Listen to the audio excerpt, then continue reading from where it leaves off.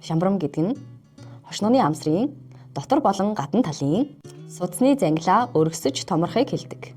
Анусны гадна байрлах зангилаанууд томорхыг гадна шамбрам гэдэг бол хошнооны хунааснаас дээш 2-3 см зайд байрлах зангилаанууд өргөсхийг дотор шамбрам гэдэг.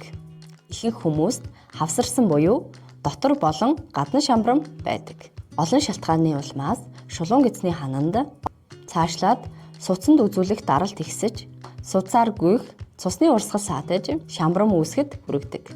Хэрв танд шамбрамын асуудал үүссэн бол